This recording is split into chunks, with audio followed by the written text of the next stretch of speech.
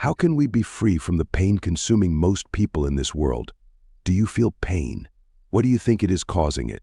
Don't say it's that man or this woman because that's just too basic. You need to know the subtle aspects that cause pain. And no, it's not the regrets you keep thinking about. Shockingly, pain is caused by something many people don't even understand. But since you are watching this, I will explain to you what causes pain. And if you know exactly what causes it, you can release that thing and be free of pain. You see, pain, in its myriad forms, often seems like an unavoidable aspect of the human condition. Central to this discussion is the concept of attachment, an intricate web of emotional bonds that tie us to people, ideals, and circumstances. While attachment may initially seem comforting and fulfilling, it is often the catalyst for much of the suffering we endure. Attachment, at its core, is the product of our innate human desire for connection and security. From the moment we enter this world, we form bonds with caregivers, family members, and friends, seeking love, acceptance, and validation from those around us. These early attachments serve as the foundation for our sense of self-worth and belonging, shaping our relationships and interactions throughout life. However, attachment is a double-edged sword. While it provides us with a sense of security and belonging, it also leaves us vulnerable to pain and suffering. This vulnerability arises from attachment's inherent impermanence. Nothing in life remains static or unchanged forever. When the objects of our attachment inevitably shift or disappear, we are left grappling with a profound sense of loss and emptiness. Consider the attachment we form to relationships, for example. Whether it's a romantic partnership, a friendship, or a familial bond, we invest a significant amount of our emotional energy and identity into these connections.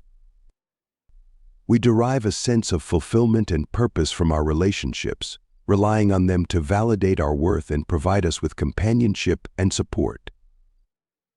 Yet, when these relationships falter or come to an end, whether through breakup, betrayal, or death, we are thrust into a maelstrom of pain and grief. The loss of a loved one can feel like a gaping void, leaving us feeling adrift and alone. We mourn not only the person themselves, but also the loss of the identity and security we derived from the relationship. Attachment to material possessions can also be a source of pain. In a consumer-driven society that equates wealth and possessions with happiness and success, we often find ourselves caught in a cycle of accumulation and consumption. We cling to our possessions, believing that they define us and bring us fulfillment and status. Yet, as the saying goes, you can't take it with you. Material possessions are fleeting and ephemeral, subject to loss, theft, or decay. When we become overly attached to our possessions, we set ourselves up for disappointment and suffering. The loss of a prized possession can evoke feelings of grief, anger, and despair, as we mourn not only the object itself, but also the perceived loss of status or identity associated with it. Furthermore, attachment to ideals or expectations can also be a source of pain. Whether it's the pursuit of perfection, the desire for success, or the quest for approval and validation from others, we often cling to rigid ideals and expectations that leave us feeling inadequate and unworthy. We measure ourselves against impossible standards, constantly striving for an elusive sense of fulfillment and validation. The root cause of attachment lies in our own inner insecurities and fears. Attachment arises from a fundamental lack of self-love and self-acceptance. When we do not fully embrace and accept ourselves for who we are, we seek validation and fulfillment from external sources, whether it's a romantic partner, a coveted possession, or societal approval. This lack of self-love and self-acceptance creates a void within us, a void that we seek to fill with the approval and affection of others. We become dependent on external sources of validation and security, believing that they hold the key to our happiness and well-being. Yet this dependency only serves to perpetuate our feelings of inadequacy and unworthiness, trapping us in a cycle of attachment and suffering. Attachment also gives rise to jealousy, a shadowy emotion born out of insecurity and possessiveness. When we become overly attached to someone or something, we inevitably begin to fear losing it. This fear breeds jealousy, as we cling tightly to what we have, afraid that it will be taken away from us. Jealousy consumes us, poisoning our relationships and corroding our sense of trust and security.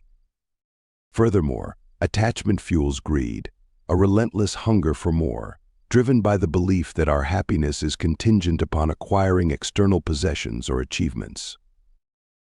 We become consumed by the pursuit of wealth, status, or power, believing that they will fill the void within us and bring us lasting satisfaction. Yet, as the saying goes, the more you have, the more you want, and the cycle of greed perpetuates itself, leaving us perpetually unsatisfied and yearning for more. Greed blinds us to the true source of happiness and fulfillment, convincing us that it lies in external possessions or achievements rather than inner contentment and peace. In essence, attachment is the underlying cause of much of the pain and suffering we experience in life. It blinds us to the inherent impermanence of existence, shackles us to unrealistic expectations, and prevents us from fully embracing the present moment.